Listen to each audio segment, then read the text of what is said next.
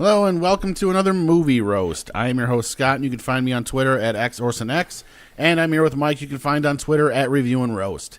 You can find us on Facebook at facebook.com/Review and Roast, and Instagram at instagram.com/Review and Roast.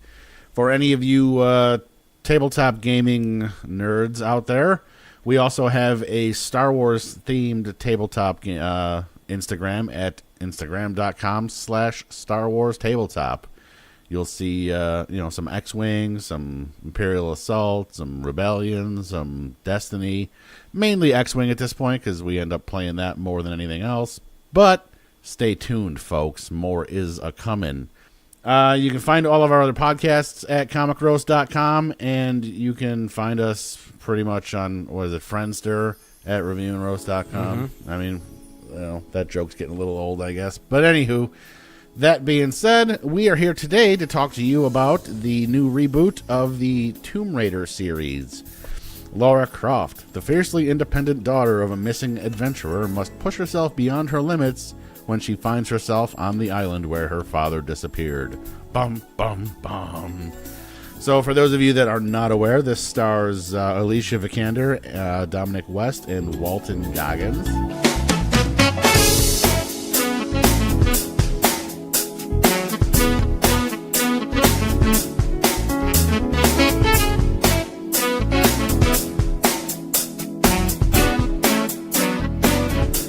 And yeah, this is, if you remember back, early 2000s probably, right? With they did the two Tomb Raider movies, right? It wasn't three, it was only two with Angelina Jolie.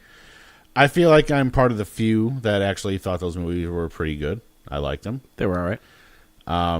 So this movie reboots the series into, actually, let me rewind about a good 5 or 6 years here when they rebooted the video games to make Lara Croft younger. And so this is a reboot kind of on that. So Lara Croft is younger in these movies. Like in the Angelina Jolie one, she was already an established, I guess you could say, archaeologist living in the manor. Mm-hmm. In this reboot, she is younger. 2015 was Rise of the Tomb Raider. Yes, that was a great game. Mm-hmm. I didn't finish it, but it also, I started playing it right before I got my PS4, and then once the PS4 came out, I never went back to PS3, so shoot me. Anywho, so this movie starts out, she's younger, she still hasn't taken over the Croft empire because she's like still the last one holding out hope that her father is not dead, even though it's been 7 years since he disappeared. Mm-hmm. And she's, struggling, working as a bike messenger, taking, taekwondo or boxing or kickboxing or whatever. She's learning probably Brazilian jiu-jitsu, whatever. She's in the ring, got gloves, and tapping out because she's, she's all right, but she's not that good. Again, this is the comeuppance. Yeah, right, yeah. I'm not saying she's not a badass. I'm just saying, that shit's tough. And she's learned. She's, chick she was fighting was a legit badass. So. Yeah, pretty much, yeah. That's it? That's all I got? Yeah, so that's the reboot of Tomb Raider. She's just a bike messenger, then the movie ends, and that's it. And yeah. No, so I don't know. They never really got too into the nitty-gritty of who that lady was. Which lady? The one that kept trying to convince her to sign the papers and take the company over. I don't know if she was a aunt or a blood relative of some sort, but she was definitely obviously running the company. The Croft company in the absence of Lord Richard Croft. Nerd. That she was, and she, for years has been trying to get Laura to sign the papers. Admit that your father is dead. Admit we give up hope, because if you don't do it soon, everything's just going to get sold off bit by bit until you have nothing left, including Croft Manor, and then how would your father feel about that? Blobbity, blibbity, snorbity. So it's just like, like the previous ones, like all the stories before, growing up, her father and her didn't have a lot of time together, but the time they did have, they spent doing puzzles and, sort of pseudo training her to. Right. And he was an insanely brilliant dude. And obviously, she is equally as smart. And she makes a mention of having something of a photographic memory of some sort, that she never forget stuff and this, that, the other thing. Right. So. And, so she finally, after, being bailed out of jail again, and being threatened to kicked out of her fighting class, and she can't really pay rent. She's super fucking broke, and that was actually a fun scene. So as she's a bike messenger, they play a game, kind of like she's obviously a bike messenger in England, and if you've ever seen a movie based in London or England or the whereabouts, they got the hounds chasing the foxes every once in a while, Snatch, stuff like that. Yeah. Or that was like Dogs and Hares. Who cares? Yeah. The point is... Similar concept. Yeah. And they do it with the bike messengers where one person, they basically tie a gallon of paint to it, pop a hole in it, and you get a head start that everybody gets to chase you. And a lot of movies do some kind of like... I don't want to say like nonsensical action sequence. Yeah. There's always one of those things. In a XXX movie, they always got to show Vin Diesel like popping a wheelie or some bullshit. Yeah, you know what I mean? So this was going to be that, and I was like, here comes the typical action. Well, it was also a way for her to possibly make $600. Well, yeah, So it actually had a point for her, and it was actually more fun than I thought it was going to be. Because at first I was like, here we go with some stupid shit, but it was actually... It was pretty good. I didn't get that from it. I thought it was kind of fun. Well, it's just movies are so scripted. Oh my god! You know what I mean? And I know I'll get to that. That's an obvious later, thing. But, but there's I know you got to have the first act, second act, and this, that, and the other thing, and he's going to be the bad guy, and this is going to be that.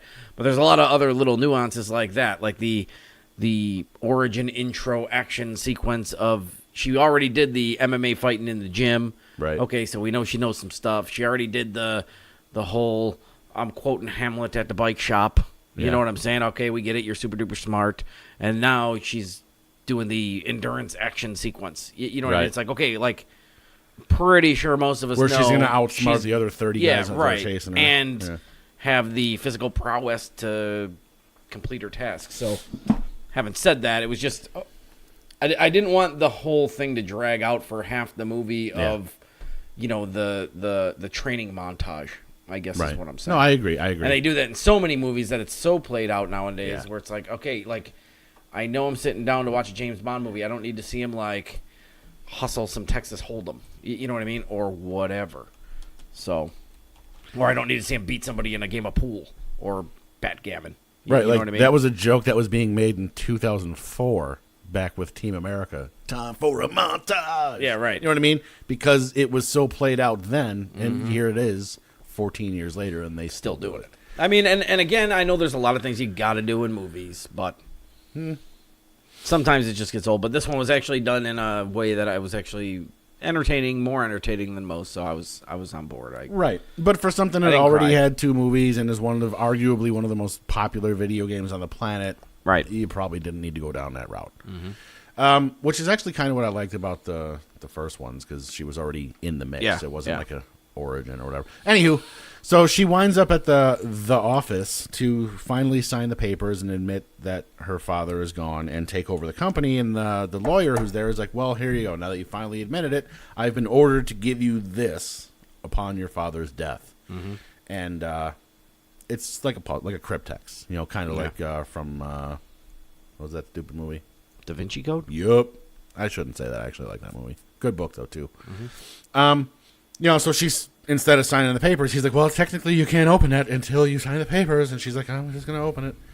And then of course that leads to a puzzle that leads to her father's like secrets, and then which sets her off on the quest to find what happened to her father, I guess, more or less.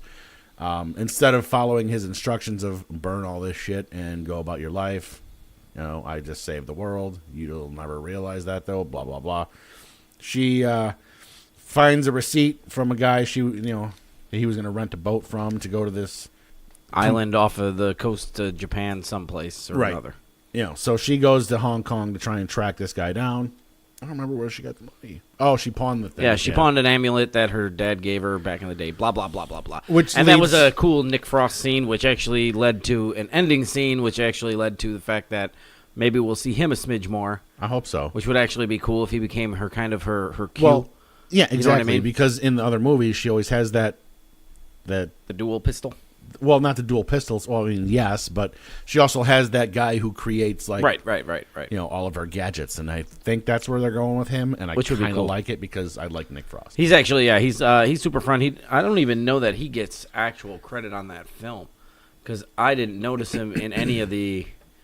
I'm looking right now, and he's nowhere near anywhere on top. Well, he was so little in the Well, movie. he was, but they actually credited Hannah John Kamen, who was ringside with her. Really? She remember that girl that was ringside? Yeah. Come on, Laura, get her. Yeah, she had like 4 seconds. 4 seconds, but she's actually, I don't want to say huge star. She stars in the sci-fi show The Killjoys, which is actually a show I thoroughly enjoy. And she's the main character and in every minute of every episode. And she's actually, I saw her face pop up in Ready Player One. I think she's playing some type of a bad guy. I can't wait for that movie. She's super cute and super badass in that Killjoys. She's always like kung fu kicking people and shit. There's gonna be kung fu. No, I'm telling you, she's like, yeah, she's a badass in that one. Speaking of which, they're doing another Rush Hour. I did hear that. I actually can't wait for that. I did hear that. Yeah, I'm scrolling all the way down to the bottom, and I'm all the way down to guy listed as business. Oh, he is. Max, uncredited. Nice. Yep. Nailed it. So there he is. Yeah, so anywho, this leads her to Hong Kong to try and find this guy who 7 years early was going to take her father to this Right, like charter uncharted the boat, island. blah, blah, blah. Which leads to the scene that we all knew was going to happen. Well, she's like, "Do you speak English? Can someone help me?" And the three guys are like, "Oh, do you need help, man?" Like, they're going to rob her. Yeah. Spoiler alert. And let me... There's another one of your little, like, endurance tests. It is, but this was the... I guess this is, again, the comeuppance portion. So she's got potential, I guess is the point in this movie. So where... the Angelina Jolie films, she would have just, kung fu chopped him in the neck and the kid would have dropped. Would have been awesome. You know what I'm saying? Which would have been dope. But so in this one, Laura, played by Alicia, is got a touch more naivety. Which I don't know. You know what I mean? No, I actually liked it. You know what I loved about this movie? Honestly, and I noticed it throughout, and maybe some people are going to hate it. She screams like a girl. Love it. Why wouldn't she? She is because a girl. Most of the time when you watch like some of these movies, they either don't scream or they're gritting their teeth. They don't get, because she's supposed to be a badass. Well, she's still a person. She's a badass. No, yeah, and that's what I'm saying. Like but when she gets, she gets wounded a couple of times, and like you actually kind of, I feel like they stuck her in the stomach with a fork or something because she was playing it off pretty good. Like she was actually hurt, and a lot of good. I don't know. That was one of the things I actually really noticed. Where in a lot of movies. You watch like a movie starring Gina Carano or something who does like big action punching sequences and shit, and not that there's anything wrong with it. Sometimes she sounds like a dude, but she's a professional MMA fighter. God, I hope she listens to this and punches you right in the fucking snout. Yeah, and she's gonna be like, "Fuck." Anyways, the point is, God, you're fucking toast, son. I know. Well, if I should be so lucky as to get my ass whipped by her, I'll put up a good fight, I promise. Or I don't think you will. I'll attempt to put up a good fight. I can promise. I think that. you will scream like a girl. That could. Oh no, I would actually no. For real though, like yeah, if she got a hold of one of my noodle arms, that'd be the end of it. Anywho, point being, I actually really paid attention to that portion of it because I was like, you know what, I'm into the fact that like she legit struggles through a lot of it. Yeah. Which, again, in the other movies, and this is the last time I'm going to really try and compare it to the other movies because it's not the same thing as a complete reboot, complete redo. Yeah. But in the other movies, she's already established. Yeah, it's difficult, but it's like, yeah, probably gonna knock this one out of the park. Where this one, it's like she's like when you watch her play Lara Croft, you get the feeling that she's pretty sure she's gonna die right now. You know what I mean? She's like, she doesn't this have is the end. The full on confidence, right? That the character Which does. I hope she actually holds that longer because that actually made this movie way better in my opinion than because I was going into this. I like the action sequence, but I was going into this like 50-50. Like, think it's gonna be all right. I adore Alicia Vikander, so whatever, can't be that bad, right? It's like going to see a Christoph Waltz movie. Well, how bad and here's could it the be? thing. Like, it's I don't want. Awesome. I'm not trying to be like I fucking called it, But you know what I mean? Like, when I first saw Ex Machina, I'm like, this entire movie consists of her, Domhnall Gleeson, and Oscar Isaac. Yeah. And I was like, these three are fantastic. Absolutely kill this movie. Crush. They crushed, absolutely. Mm-hmm. Just the three of them for an hour and a half. Mm-hmm. And now, fast forward 2-3 years, they're three of the top actors out there. Huge stars. It's fucking amazing. Yeah. Like, there's a reason that they get cast and everything. Well, and it's one of those things too where it's like luck. Is it luck of the draw? Where you always watch those. You ever watch those clips where it's like, oh, we almost had this guy was almost Marty McFly. Yeah. That would have been fucking kooky, right? You know what I mean? So Ex Machina had Gleason not gotten it, had Vikander not gotten it. Would she still be doing movies of the B level? Because she did a bunch of B level movies working up to Ex Machina. Isaac was sort of coming up already. He had been in a couple of things, right? I have no idea. I feel like I seen him in when couple. I first started, I feel like I seen him as a supporting actor in a couple of things. Because I recognized him, not Gleason, and definitely not Vikander at the time. So I feel like those guys. I feel like it had one of the. I feel like that was their role, and was Machina like critically acclaimed? No, I think it floated did it win awards way under at the radar. Oscars or something. I know me and you like. Oh, I'm sure it did, but I know me and let you. Let me put it this way: when I first turned on Ex Machina, I thought that character, I thought it was Jake Johnson. From what's he from? He plays Nick on New Girl. I'm like, oh, look at Nick Miller doing stuff. Oh, and I'm like, this is not Nick Miller. As a matter of fact, awesome. You said that in the theater when we were sitting there because you're like, I thought that was the guy from New Girl. And I'm like, what are you fucking retarded? I thought it was. Like, I've seen New Girl before, dude. That ain't that dude. That's a different dude. Right.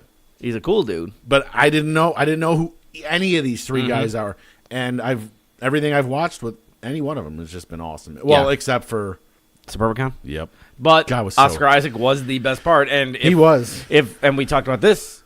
I don't know if we had a podcast on. Oh, I'm pretty sure we ripped that thing apart. Yeah, but I know that we did. I did make special mention that, to be honest, had they made a movie based on Oscar Isaac's character and had that thing spun around a little differently, that movie would have been amazing because those were the best parts of that movie, in my opinion. But what do I know about stuff? I'm just dumb. So, yeah. Anyways, I think we semi-derailed the entire situation here.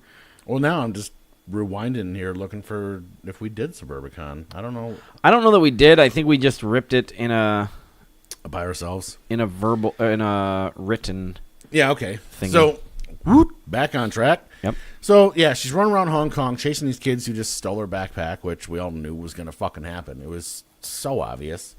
But that brings her to the ship she was looking for, which was kind of funny because she's running around this like harbor market type area.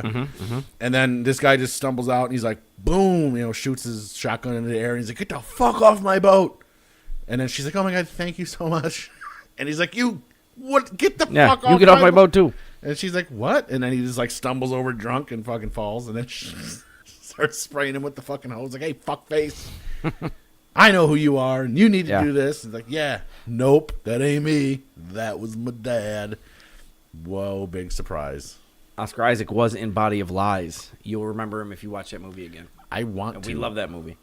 And he's in a couple of other movies that I just double-checked, and he had been in, again, a ton of movies, but the consulate guy or the guy that was over there when we did this Bodyguard number 6. Yeah, I mean, it was a little higher than Bodyguard number 6. Like, he would have a handful of speaking roles because he was also in. Aye, boss. Right away, sir.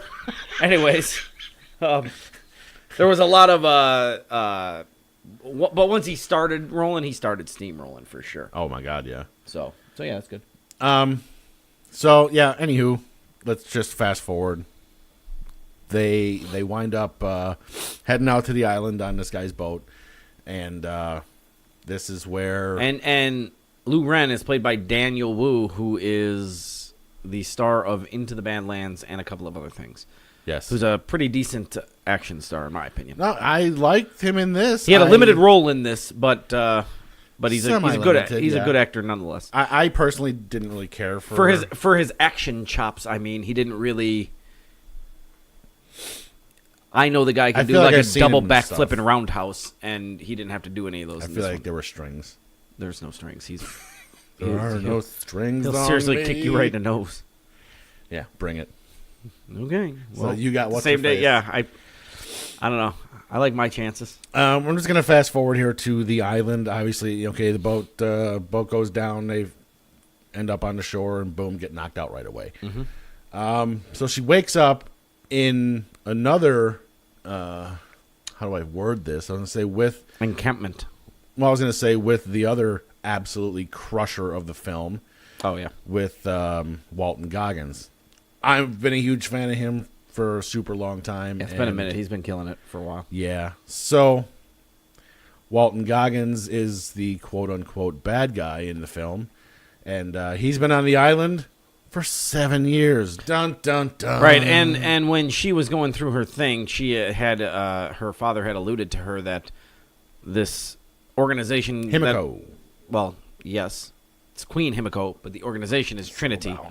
No, Himiko's the queen that they're going after. Yeah, right. Trinity is the organization that is kind of this, whatever you want to call it, conspiracy theory, trying to take over the planet bullshit. Yeah, right. They're that organization. And she lands on this island. It's the organization nobody knows exists, but if they just do this one thing right... Right, they're going to run the whole shebang. Yeah. So, having said that, she gets there, and then, what is it, Patna is the... Partna?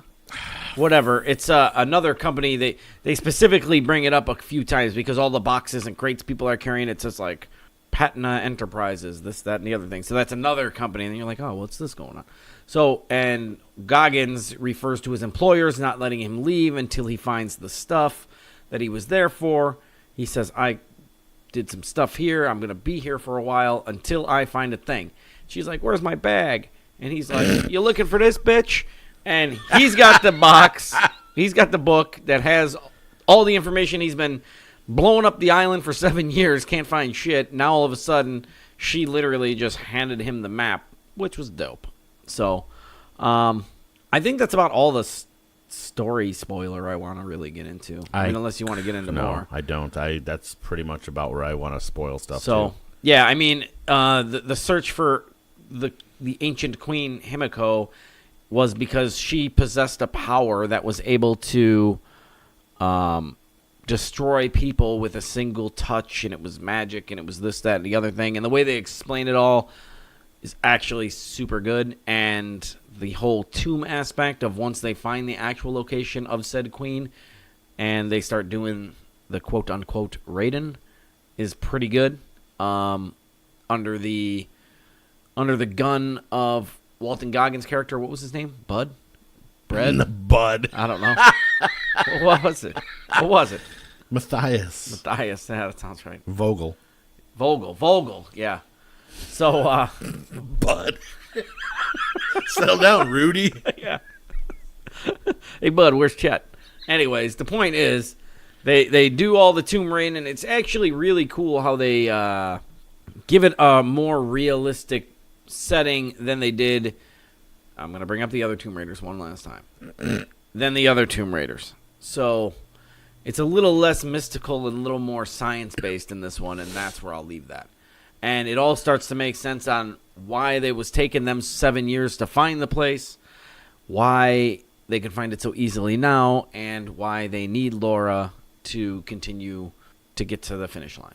So that's where I'm at with that. Other than to say that when the movie ends, obviously Laura's going to make it. So, spoilers. I mean, I feel like pretty much every movie that he's in, that he's going to be a bad guy, they should just call him Boyd. Yeah, because I would actually like that. he fucking crushed Justified. Mm-hmm. And, well, he also, he crushes everything. Yeah. But, yeah, anywho, so, now I played the when they rebooted the games with the younger Lara Croft. I played the game for hours. I mean, I don't remember exactly how long I played, but in my opinion, they could not have cast it better. Between the looks, the overall, I guess, size of the person, her acting was top notch. You know, I mean, They crushed it. You're not going to cast a better person than Alicia Vikander, in my opinion. So 10 out of 10 for picking her. Walton Goggins, again, dude, you can't cast a better fucking person. 10 out of 10 for him. But here's where, I know you said that, okay, they explained all the story and stuff pretty well, which they kind of did. But I feel like once they left Hong Kong, it was near-death experience after near-death experience after near-death experience. What you mean? You know what I mean? Like Left Hong Kong. Like every 5 minutes, like You this. mean left London? No, Hong Kong. When they got on the boat. Ever since they left there, like, she was basically, like, just surviving all these ridiculous scenarios. I don't know. I feel like that's the point. I understand, like, every movie has to have that one, like, over-the-top. Yeah, this wasn't Indiana Jones and Raiders of the Lost Ark where he's doing, research in a library. I mean, no, it's I know. not supposed to be this. I know, but there's a difference between, like, having an action scenario and then having an over-the-top action scenario, and I feel like they went over the top with the over-the-topness with a lot of this stuff. I only thought that a little. Not very much, to be honest. I expected it to be even more over the top. I expected it on the way out of the tomb. That was pretty much an awesome sequence. Yeah. Although there was a couple of lines in there that was like, oh, geez, that was terrible. Which part? I just feel like it was, rewind back to The Simpsons when what was that superhero on that stupid thing when he punched somebody into the sun? He was like, hot enough for you. Like, there were just a couple of lines that were like, oh my god. Yeah, I don't know if I even really noticed that too much. But overall, as far as like a reboot of the series, they set it up really well for the continuation for the next couple of movies. They wasted, in my opinion, Walton Goggins by using him in the first movie as the henchman of the boss. I guess I would have liked to see him be like a boss. Oh yeah. So we'll see. Well, in these ones, it's not like they can plan to franchise it, but you never without Walton Goggins in this one, maybe this thing's a tanker. And they never get the second movie anyway, so it's right. You got to bring out the big guns, I guess. I mean, who knows? Maybe he'll have a bigger role later on. Who fucking knows? Mm-hmm. But they really, like I said, they really did a good job of setting it up for more. Mm-hmm. I just this one, there was just some silly parts. I mean, it was a great movie. I shouldn't say great. It was a good movie. It was fun. It had pretty much everything you would expect from a Lara Croft comeuppance. You know what I mean? From the bike messenger to, next week she's on an island launching arrows into people's fucking necks. Mm-hmm. And they did some little bit of flashback into set the tone. The skills up. Oh, absolutely. To a degree. Because that was the one, real quick, the one thing I thought they botched a little bit was the whole, Daddy's been gone 7 years, and every time they circle back, I'm 9 years old. Then finally, at the last second, they show her as a teenager. Yeah. Which made sense. Okay, She's 15. Okay, now I get it, because she would have had to have been 17 years old, if they were trying to say, it was super age, it was a little confusing until finally they did a flashback where she was a young adult, which made much more complete sense. Yeah. Because it was going off the rails for a second, because I was like, 7 years. They keep saying 7 years, then he's back, and then he's not. What's going on? Because she is not a 19-year-old. Like, right. It's not possible. Exactly. No, I agree. But yeah, they sorted that out, which was good news. So. Yeah, I mean, I'm looking here on the interwebs, and technically the movie came out yesterday, which would have been 3/16, Steve Austin Day. Mm-hmm. But of course, they always play it the Thursday before. It raked in 2.1 million on Thursday night. So I feel like that's pretty good. I mean, it beat out the other movies it was coming out against. Fox put out that Love, Simon movie that only drew 850,000 on Thursday night. That movie really actually looks pretty bad, though. I have no idea what it is. You know what I mean? We won't be talking about it. But anywho, I feel like, because we went on Friday night, opening night. Yes, we went to a 7 o'clock or 7:30 show or something, but like there was nobody in there. Relatively a 70% audience, 50 to 70%. I don't even feel like it was. I didn't feel look like it was pretty backwards empty. much. Yeah, but you can't count the front 2 rows because no one buys them. I know. Even in a sold out movie, I wouldn't. I'd wait. So, but we also, like I said, we also went to an early show. A lot of people like to go to later. Yeah. So I guess time will tell how well this movie will actually do. It was definitely not huge, but it has the luxury of I don't think much is coming out. Yeah. As well. But I think it's a good movie. I mean, I'm going to buy it when it comes on digital. I can guarantee that. So. No, yeah. I mean, I definitely want to see it again. That's where I'm at with that. It was fun, and it's going to be interesting to see where it goes in the future. You like that? Yeah. I actually was going to go a little bit lower, but I think the more I think about it, the more we talk about it. I say it's a solid 7. You know what I mean? Like it was at times a little over the top for me. At times, some of the dialogue was like, ugh, that was cheesy. But overall, like, you can't deny the performances of Alicia and Walton. Like, they're... Yeah, see, I'm going to actually go, like, way higher than that. And actually, like, the guy... I had lower expectations. There was a couple other actors in there, too, that were actually really... Who played the father? Yes. Yeah, he's awesome. He crushed it. Yeah, he's real good. Oh, you're just going to disappear. Yeah. Oh, no. You'll go away. Yeah, he was good, too. Yeah, no, I actually... I figured you would, but I'm teetering between... I mean, I'm not going crazy. I'm not going 9.5 or nothing, but I'm in the... 9.4. I'm in the 8.5 range, 8 to 8.5, so I'm going to put me down for an 8.25. A little better than 4.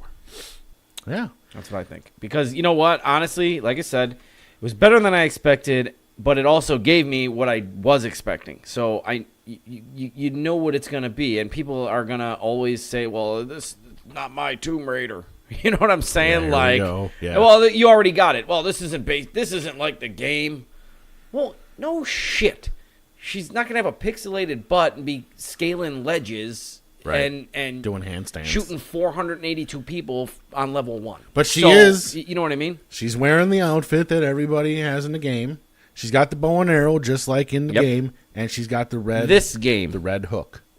This game. Yeah. Not the 1997 Tomb Raider. Right, which yeah. I don't know if people are trying to compare it to that or whatever. I would hope but not. this is the. It's the. Did Square Enix do the original? Nope. Because Square Enix did the Rise of the Tomb Raider. Yes. So therein lies the difference of not my Tomb Raider. Pretty sure. I think. I will. You know what? Don't quote me on it if you're listening. If you do, quote him, not me. It actually really doesn't matter because I don't think we're going to get into that technical of a detail over a Tomb Raider movie. Right. But you could talk some shit to me. That'd be fine. Anyways, yeah, I'm in the 8.25 range again because A, honestly, I just think she's adorable. B, Walt Goggins rules. D, I'll go to C first. C, well, that's the thing. You were thinking about Walton Goggins. You went straight and to the D. No, actually, I was thinking about D because I was thinking about Daniel Wu. Ooh. That's my guy right there. Who? But, Wu. Yep. And actually, again, I think... See, it's wrong. It's Daniel Wu. Yeah. I think he was underutilized, but he's... You know, he might be. The setup is he could be coming back to be the sidekick and the ass whipper. Yeah, he might. You know, they really again, if they could inject a Nick Frost into that. Yeah, he can be the guy that sits back in the lab, and he could be the assistant out in the field. Yeah, she's the brains and the leader. We need to write it. He's the dude doing stuff, and Daniel Wu is the dude she sends to go like, hey, I'm a dude playing a dude thinks he's another dude. I need you to break a finger for me. Yeah, right. And be like, I'll break the whole arm. Shit. So, anyways, yeah. I think it gave me what I wanted. I agree. See, I think I maybe expected a little more. Maybe that's why I was a little, but yeah, no. Overall, it was fun, and right. And it's not going to be like a Marvel movie where they're dropping jokes every 14 seconds and bullshit, right? Which I like. You know, yeah. I'm both ways. When I sit down for a Marvel movie, I expect it. You know what you're going to get. I want some kooky shit. Right. I want some slapstick. You know what I'm saying? Slapstick. Slapping his dicks. But when I'm going to the other stuff, you know, there's nothing wrong with a good old-fashioned action movie that has three jokes throughout. You know what I mean? Like, I don't need to be, like... launching arrows into somebody. Hey, hold this for me. Having said that, though, that's what... And here, I bet you I can get a 0.25 out of your score right now. Add it onto it. I'm taking away just because you think you're a man. Laura Croft's first kill in the movie. Honestly, I don't say this often, and it's going to sound stupid. Honestly, it was a riveting scene, in my opinion. Okay. And this is where Like it was the whole like I'm a real person shit. Yeah, this shit just got real. Where you know, it's one of those scenes where you really see like how awesome of an actor she is. Like dude, like legit, you really want to go over there and you want to today. stab this guy and be like, leave her alone. You know what I'm saying? Like, yeah. man, I see. Like, actually, just thinking about that scene makes me want to bump mine 0.25. But just saying, it was that scene alone made it where it changed the stakes for her in the movie. Yeah, in my opinion. Yeah, no, I agree. You know what I mean? Like where it was like, yeah, we're gonna get away and we're gonna try some stuff, and there had already been some intense emotional actions that have happened so far, but this was the first time she actually had to get her hands dirty, let's say, and it was dope. Right, and let's not forget, 3 days ago she was a bike messenger. Yeah, like hanging out, you know, drinking fucking lattes, cracking wise at the bike shop, you know, quoting Hamlet and shit. Right. You know what I'm saying? So yeah. Anyways, all right. Our typical 5-minute ramble after the rating. Yeah. I'm at an 8.25. You're at a 7. Call it. All right, that's it. Later. I need it at the end because that way when I go back to listen to the podcast, I gave you access I know, to but the I still spreadsheet. do it because I sometimes listen. Anyways. Yes. I don't always listen. But when I do. You never listen. I listen to the comic roast. That's pretty funny. Yeah. So there you have it. Tomb Raider. Check it out. Fun movie. I'm your host. Twitter, XOrson_X. He is Twitter at Review and Roast. Yep. And you can find us on Facebook at Review and Roast. Wait, what? Facebook.com/Review and Roast. And then you can find all of our written stuff at reviewandroast.com and all of our podcasts at comicroast.com. Until next time, have a fantastic day, evening, and whatever.